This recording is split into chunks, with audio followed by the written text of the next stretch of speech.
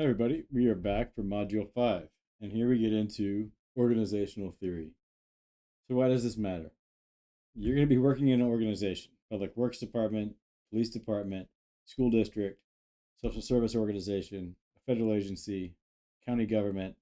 These are all organizations, and so we want to know why some work well and why some don't.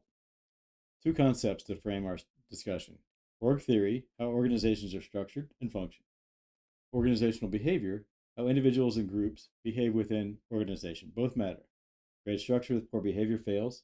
Great people with poor structure also fails.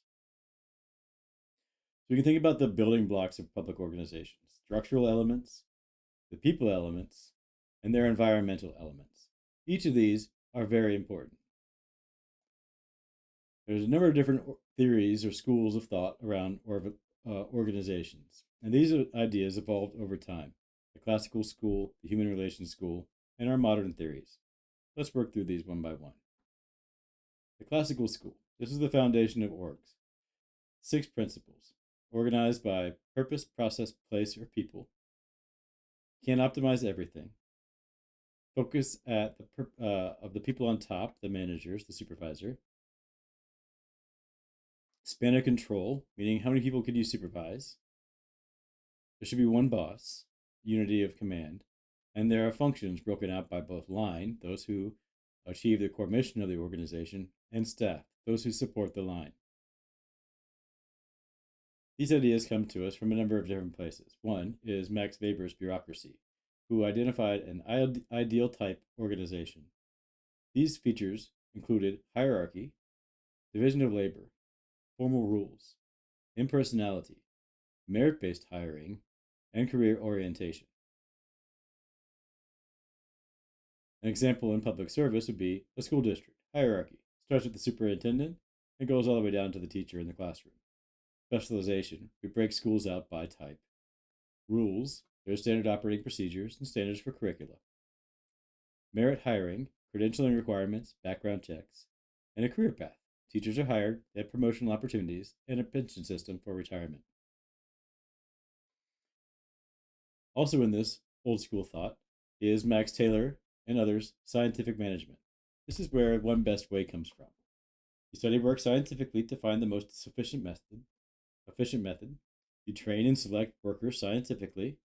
You cooperate with workers to ensure that those methods are followed. And you divide work into managers who plan things and workers who execute them. This is the assembly line approach.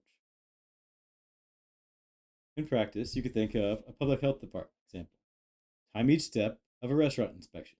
Standardize the checklist and report forms. Train inspectors of the most efficient methods. And measure and reward productivity. The benefits here are faster processing, reduction of errors. The problem, it's treating people like machines and ignoring worker knowledge. In modern application, we're still using this in a number of different ways in performance management. The 1930s to the 50s and 60s brought us the human relations revolution, where we realized that people aren't machines. What a concept.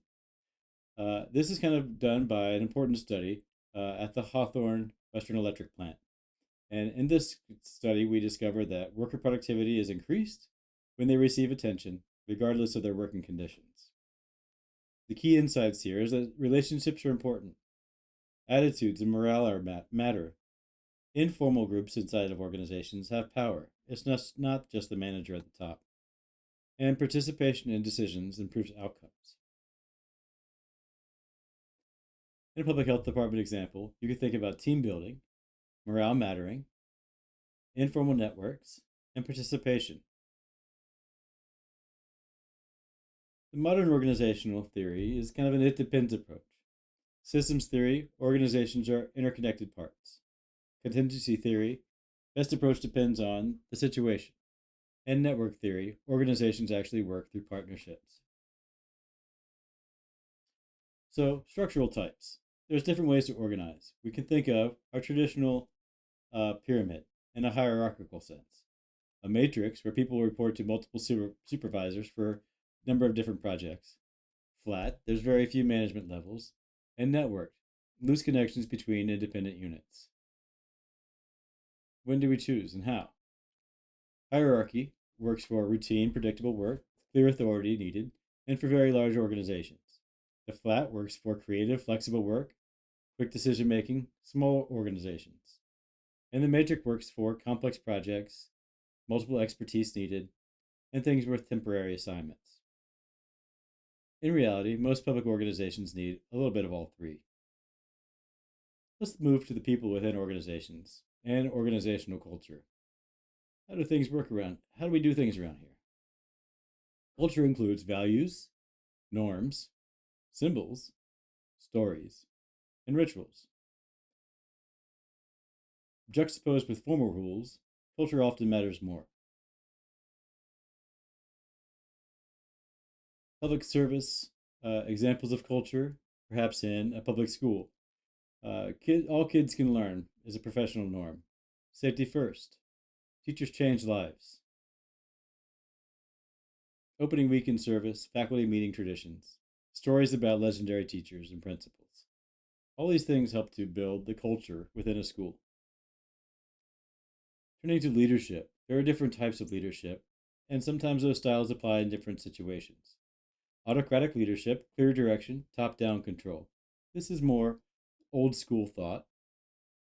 Democratic leadership, participative decision making. And laissez faire leadership, hands off, where you delegate authority.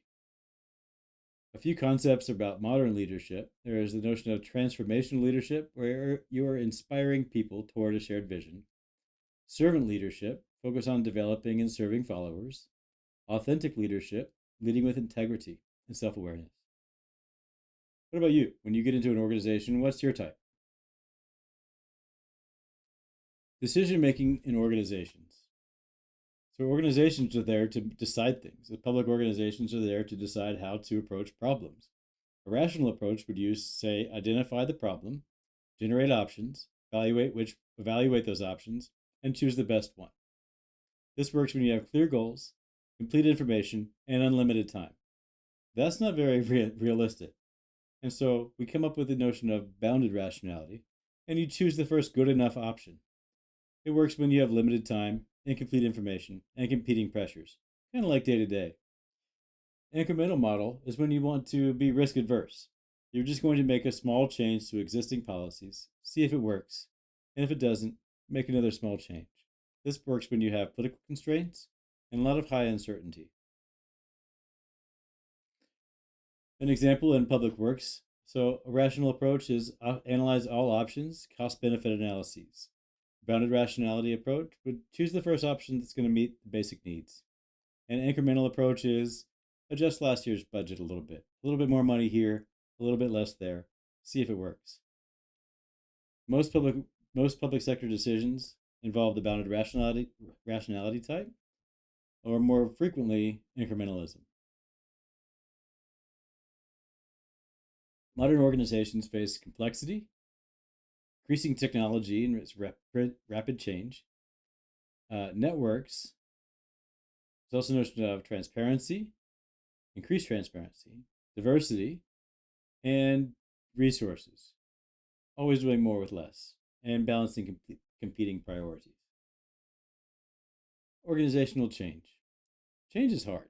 Organizations resist it because of culture, tradition, individuals, resource constraints, political opposition, and technical barriers.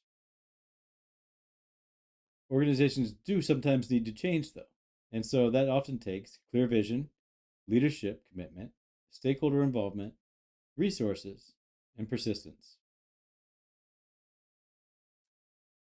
So, an organizational change in action, an example of a 311 call center modernization. Classical approach, top down mandate, standard procedures. Human relations approach, call taker input, training support. And a modern approach is pilot testing, continuous improvement, and community input. Challenges are technology costs, ongoing maintenance, multilingual coverage, staff resistance, data integration, and expectations.